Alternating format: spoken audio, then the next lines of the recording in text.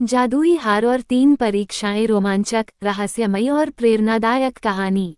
बहुत समय पहले की बात है। एक छोटे से गांव में एक निर्धन युवक रहता था जिसका नाम अर्जुन था। वो बहुत परिश्रमी और ईमानदार था, लेकिन उसकी किस्मत हमेशा उसके विरुद्ध ही रहती थी। एक दिन उसने सुना कि राजा अपनी बेटी के विवाह के लिए एक विशेष शर्त रख रहा है। जो भी व्यक्ति 3 परीक्षाओं को पूरा करेगा वही राजकुमारी से विवाह कर सकेगा और राज्य का उत्तराधिकारी बनेगा। अर्जुन ने सोचा, यह मेरी जिंदगी बदलने का मौका है। वह महल की ओर चल पड़ा। वहां पहुंचकर उसने राजा से पूछा, मुझे भी परीक्षाओं में भाग लेना है। राजा ने उसे ध्यान से देखा और कहा, अगर तुम तीनों परीक्षाओं को पूरा कर सको तो मेरी बेटी तुम्हारी होगी। पहली परीक्षा, जादुई हार। राजा ने कहा, हमारे राज्य के उत्तर में एक घना जंगल है। वहां एक रहस्यमयी जादुई हार छुपा हुआ है, जिसे ढूंढकर लाना तुम्हारी पहली परीक्षा होगी। लेकिन याद रहे, वहां एक भयंकर राक्षस पहरा देता है। अर्जुन बिना समय गंवाए जंगल की ओर चल पड़ा। वहां घुसते ही उसे पेड़ों के पीछे कुछ चमकता हुआ दिखाई दिया। वह धीरे धीरे आगे बढ़ा और देखा कि एक विशाल गुफा के द्वार पर एक भयानक राक्षस बैठा है। अर्जुन ने अपनी चतुराई से एक योजना बनाई। उसने जंगल से मीठे फल तोड़े और उन्हें राक्षस के सामने रख दिया। राक्षस ने फल खाए और उसकी आंखें भारी होने लगीं। थोड़ी देर में वह गहरी नींद में सो गया। अर्जुन ने मौका देखकर गुफा के अंदर प्रवेश किया और वहां एक पत्थर की वेदी पर रखा चमचमाता जादुई हार उठा लिया। जैसे ही उसने हार छुआ, पूरी गुफा रोशनी से भर गई और एक परी प्रकट हुई। परी ने कहा, तुम बहुत साहसी हो अर्जुन। यह हार केवल एक सच्चे हृदय वाले व्यक्ति को प्राप्त हो सकता है। जाओ, अब तुम्हारी दूसरी परीक्षा तुम्हारी प्रतीक्षा कर रही है। दूसरी परीक्षा, 7 सिरों वाला नाग।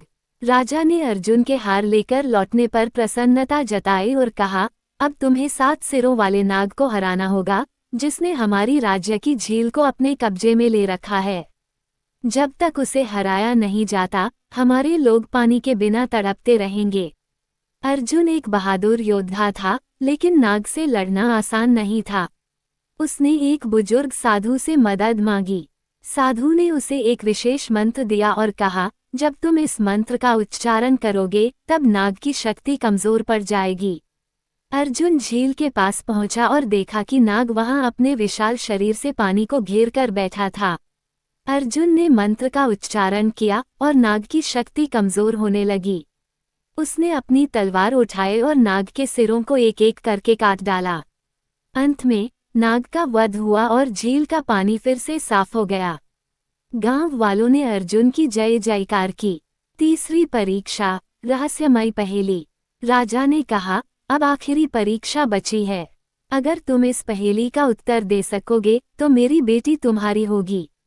राजा ने पूछा, ऐसी कौन सी चीज है जो जितना अधिक भरी होती है उतनी ही हल्की महसूस होती है?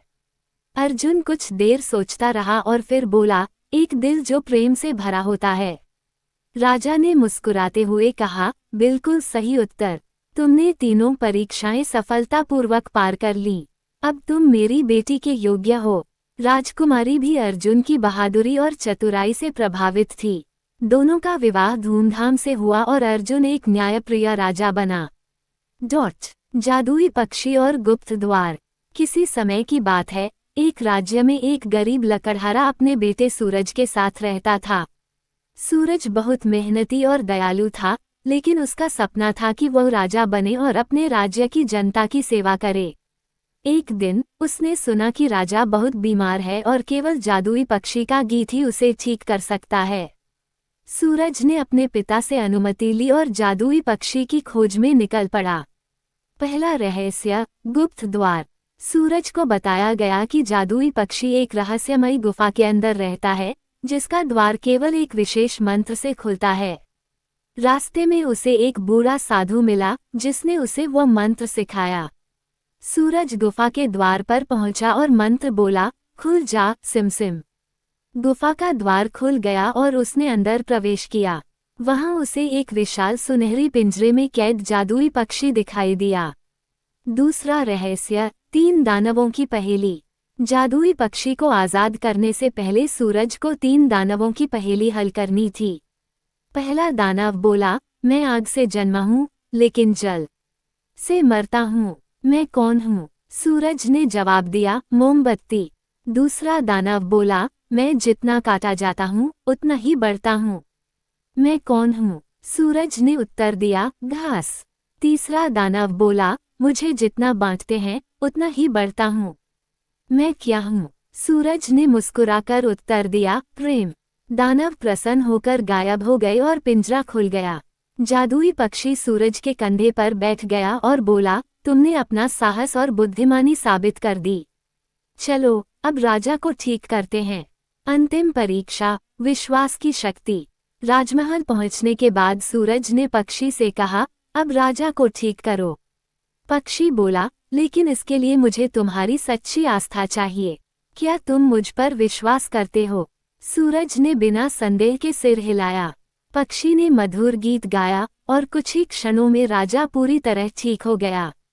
राजा ने सूरज की वीरता और सच्चाई से प्रभावित होकर उसे राज्य का उत्तराधिकारी बना दिया। सूरज ने एक न्यायप्रिय राजा बनकर राज्य को समृद्ध किया। निष्कर्ष, दोनों कहानियों में हमें ये शिक्षा मिलती है कि साहस, चतुराई और सच्चे हृदय से हम किसी भी कठिनाई को पार कर सकते हैं। चाहे वह राक्षस हो, पहेलियां हो या फिर असंभव लगने वाले कार्य, अगर हमारे अंदर विश्वास और संकल्प हो तो हम किसी भी चुनौती को पार कर सकते हैं। अगर आपको ये कहानियां पसंद आई तो मैं और भी रोचक कहानियां सुना सकता हूँ। मित्रों, आपसे अनुरोध है कि कृपया चैनल को सब्सक्राइब कर लें, वीडियो को लाइक करें, शेयर करें। वीडियो देखने का धन्यवाद।